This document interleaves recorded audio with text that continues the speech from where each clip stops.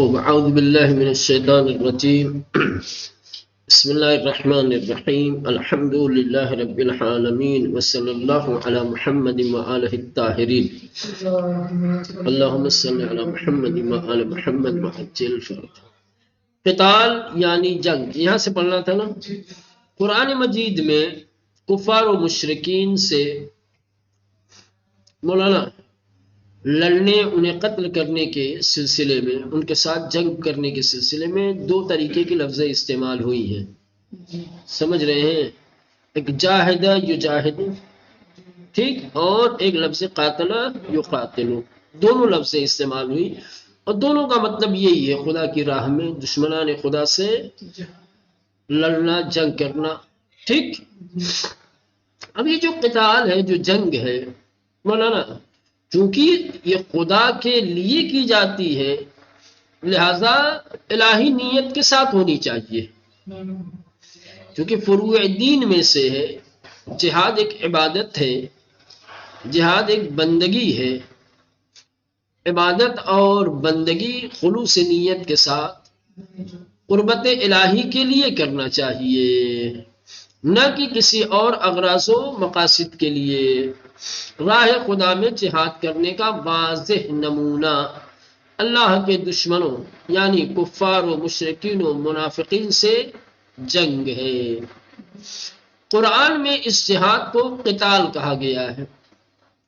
جن آیتوں میں لفظ جہاد، جاہدو، یجاہدون استعمال ہوا ہے وہ بھی قتال پر دلالت کرتی ہے. تو بس راہ خدا میں جہاد کرنے کے لیے قرآن میں دو طریقے کی لفظیں استعمال ہوئی ہیں، ایک جاہد یجاہد و ایک قاتلہ یقاتل، دونوں. دوسری عبادتوں کی طرح قتال میں بھی نیت کی شرط سب سے اہم شرط ہے. بولا تمام عبادتوں میں یہ شرط اساسی ہے، بنیادی شرط یہ ہے کہ وہ اللہ کے لیے انجام دی جائے. اصلاً عبادت معنی ہی پیدا کرتی ہے اس وقت جب وہ معبود کے لیے ہو، معبود حقیقی کے لیے ہو. اگر وہ اس کی نیت سے ہٹ کر کے کسی اور مقصد کے لیے، کسی اور غرض سے کی جائے تو بظاہر آپ کو عبادت نظر آئے گی، لیکن اس کو عبادت کا نام نہیں دیا جا سکتا. وہ عبادت کی قدر و قیمت پیدا نہیں کر سکتا. جو جس طریقے سے دوسری بندگی اور عبادتوں میں نیت شرط اساسی ہے، نیت کا خیال کرنا ضروری ہے، خدا کے لیے ہونا چاہیے، ویسے ہی جہاد اور قتال بھی اللہ کی راہ میں خدا کے لیے. مومنین اور کفار کی جنگ میں نیت ہی کا فرق ہے. مومنین اور کفار کی جنگ میں نیت ہی کا فرق ہے. بھئی جنگ تو وہ بھی کر رہے ہیں، جنگ تم بھی کر رہے ہو، عمل تو دونوں کا ایک ہی ہے. مار تم بھی رہے ہو، مار وہ بھی رہے ہیں. مومنین راہ خدا میں اور کفار راہ طاغوت میں جنگ کرتے ہیں. فرق تو نیتوں کا ہے، عمل کا فرق نہیں ہے. الذین آمنوا یقاتلون فی سبیل اللہ، وہ لوگ جو ایمان لائے وہ اللہ کی راہ میں جہاد کرتے ہیں، قتل کرتے ہیں. والذین کفروا، اور وہ لوگ جنہوں نے کفر اختیار کیا یقاتلون فی سبیل الطاغوت، وہ شیطان اور طاغوت کی راہ میں جہاد کرتے ہیں. جہاد دونوں کرتے ہیں، قتال دونوں کرتے ہیں، جنگ دونوں کرتے ہیں، لیکن دونوں کی جنگ میں نیتی کا فرق ہے. تو اگر نیت، جب فرق اساسی نیت میں ہی ہے تو نیت صحیح کرنی پڑے گی، نیت کی طرف توجہ دینی پڑے گی. مومنین کا اصلی نشانہ کفار کے سرداروں کی طرف ہونا چاہیے، چونکہ لشکر کا مرکز سردار ہی ہوتے ہیں اور کفر و شرک کے لشکر انہی کے مکر و فریب کی وجہ سے حق و حقیقت سے برسر پیکار ہوتے ہیں، اور اس کے بڑے بت یعنی ائمہ کفر کے گرنے کی وجہ سے ان کا نظام بھی درہم برہم ہو جائے گا. مولانا یہ ایک خاص توجہ دلائی گئی ہے. قرآن نے ایک اہم بات اور اہم نقطہ پیش کیا ہے کہ جب دشمنان خدا سے جنگ کرنے کے لیے، جہاد کرنے کے لیے میدان میں اترو تو تمہاری توجہ، تمہارا نشانہ سردار لشکر کی طرف ہو، سرغنہ کی طرف ہو. ساروں کو پتہ نہیں ہوتا ہم کس لیے لڑ رہے ہیں، سارے ہمارے مخالف نہیں ہوتے اس میں. یہ جو سرغنہ اور جو سردار ہوتے ہیں، یہ کیا ہے، لوگوں کو فریب دے کر کے، دھوکے میں ڈال کر کے لوگوں کو ہمارے خلاف جنگ پر آمادہ کرتے ہیں. اگر ان کو فریب نہ دیا جائے، ان کو گمراہ نہ کیا جائے تو شاید یہ ہمارے مقابلے میں نہ آئے. آج جو ہم سے برسر پیکار یہ اتنا بڑا عظیم لشکر نظر آ رہا ہے، سمجھ رہے ہیں؟ ابھی آج سارے، خاص طور سے دیکھو دنیا کے حالات کیا ہے. ہندوستان کو بہت بڑا، کہنے کا مطلب یہ ہے کہ مسلمانوں کی تعداد غیر مسلم کے مقابلے میں مولانا بہت بڑی ہے. مسلمان مولانا 25-30%، لیکن 70% لوگوں کو ڈرایا جاتا ہے. ان کے ذہنوں میں یہ بات بھری جاتی ہے کہ ارے بھیا یہ چڑھ بیٹھیں گے، تمہیں تمہارے گھر سے نکال دیں گے، تمہاری زمین پہ قبضہ کر لیں گے. یہ بڑے بڑے نیتا اور سیاسی لوگوں کا یہ داؤ پیچ ہے، سمجھ رہے ہیں؟ یہ جو چھوٹے چھوٹے لوگ ہمارے خلاف ہو جاتے ہیں، اس کی وجہ بڑے لوگ ہیں کہ بڑے لوگ انہیں دھوکے میں رکھ کر کے، فریب میں لا کر کے ان کو جو ہے ہمارے خلاف کرتے ہیں. تو اگر یہ بڑے بڑے صحیح ہو جائیں نا، چھوٹے خود بخود صحیح ہو جائیں گے. تو اگر سردار لشکر کو اور سرغنہ کو اگر آپ نے زیر کر دیا، پچھاڑ دیا، اسے اگر مار دیا یا اسے اگر اسیر کر لیا نا، نکٹ جائے گا.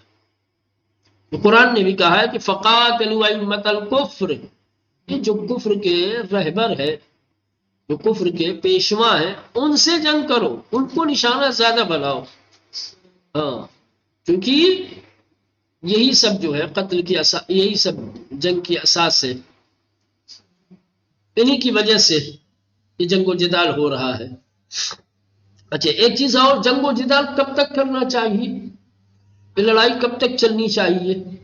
قرآن کریم نے دشمنان اسلام سے جنگ کو اس وقت ختم کرنے کے لیے کہا ہے جب فتنہ و فساد ختم ہو جائے اور دینداری پوری دنیا پر سائے فگر ہو جائے. قتال کب تک کرنا ہے مولانا؟ دشمنان اسلام سے اس وقت تک جنگ کو نہیں روکا جائے گا، بند نہیں کیا جائے گا، جب تک کہ فتنہ و فساد، چونکہ جنگ کا مقصد ہے فتنہ و فساد کو خاموش کرنا، فتنہ و فساد کو ختم کرنا. اگر فتنہ و فساد ختم ہو جاتا ہے تو جنگ ختم، لیکن جب تک فتنہ و فساد باقی رہے گا جنگ بھی باقی رہے گی. جب فتنہ و فساد ختم ہو جائے گا، لوگوں کو آزادی ہو جائے گی اپنے عقیدے کی، اپنے عمل کی. مولانا وَقَاتِلُوهُمْ حَتَّى لَا تَكُونَ فِتْنَةٌ وَيَكُونَ الدِّينُ كُلُّهُ لِلَّهِ. روایت اہل بیت علیہ السلام کی بنیاد پر اس آیت کی مکمل عملی تفسیر اس وقت سامنے آئے گی جب امام زمانہ حضرت مہدی علیہ السلام کا ظہور پرنور ہوگا. مولانا آیت دیکھیں، آیت میں کیا کہا گیا؟ وَقَاتِلُوهُمْ، اور ان لوگوں سے تم سب جنگ کرو، حتی لا تکون فتنہ، یہاں تک کہ کوئی فتنہ و فساد نہ رہ جائے، وَيَكُونَ الدِّينُ كُلُّهُ لِلَّهِ، اور دین پوری طریقے سے اللہ کے لیے ہو، پوری سرزمین پر دین الہی کا قبضہ ہو، دین الہی کا بول بالا ہو گیا، فتنہ و فساد سارے ختم ہو گئے، روئے زمین پر دین الہی چھا گیا، قابض ہو گیا. نہیں، اس آیت کی مکمل تفسیر مولانا کب ہوگی؟ جب امام آخر کا ظہور ہوگا.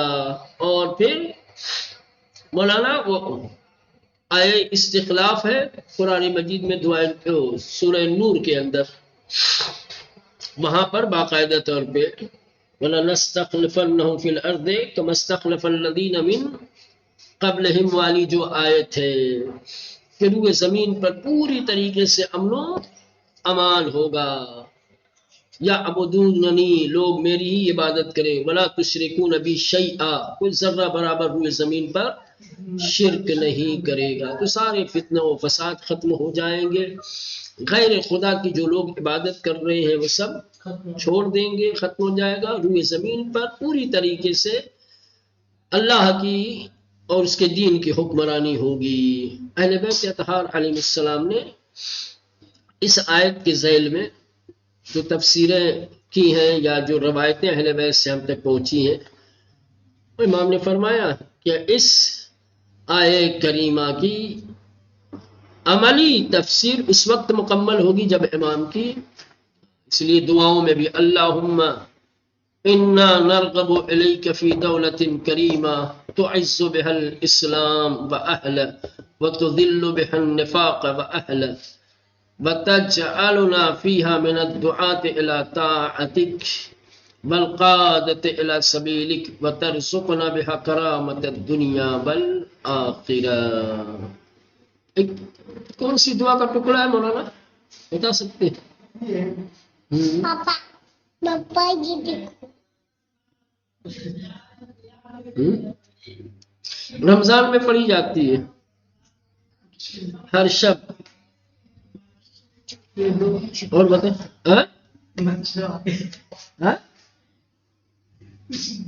اگر شب میں پڑھتے ہیں، ایک تو دعائے حمزہ سمانی ہے وہ تو سحر کے وقت پڑھتے ہیں، اور ایک دعا پڑھی جاتی ہے جو ہر شب پڑھنا مستحب ہے، بڑی دعا ہے اور امام زمانہ سے منسوب ہے یہ دعا۔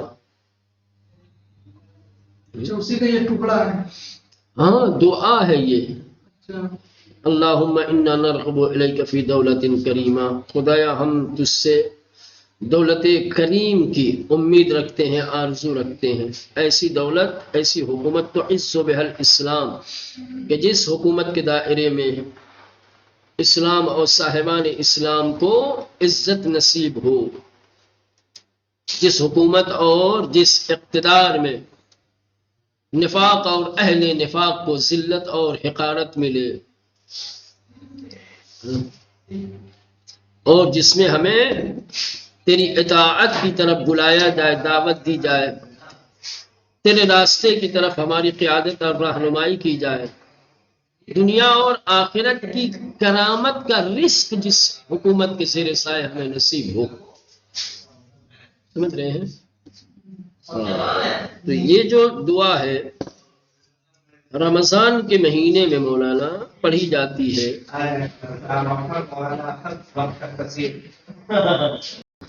کیا ہے یہ رمضان میں پڑھی جانے والی دعا، دعائے افتتاح کے ٹکڑے ہیں، ٹھیک؟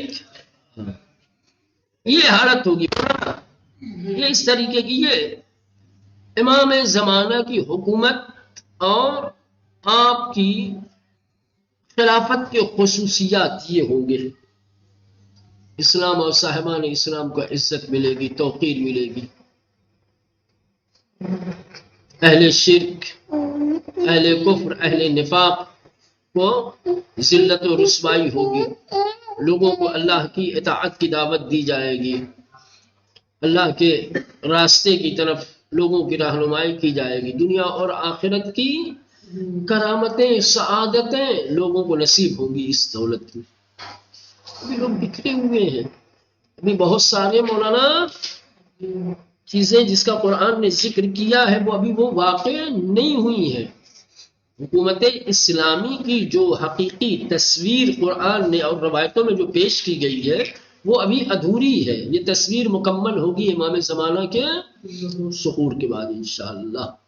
اللہ ہم سب کو حکومت امام زمان میں زندگی بسر کرنے کی اتنی حیات دے، اتنی زندگی دے کہ ہم بھی امام کی حکومت کو دیکھ سکیں، اگر ظہور امام سے پہلے ہمارا خاتمہ ہو جائے تو انشاءاللہ رجعت میں اللہ ہمیں واپس کرے تاکہ ہم بھی امام کے حکومت کے زیر سائے اسلام اور مسلمین کی عزتوں کو دیکھیں اور نفاق اور اہل نفاق کی ذلتوں کو دیکھیں انشاءاللہ۔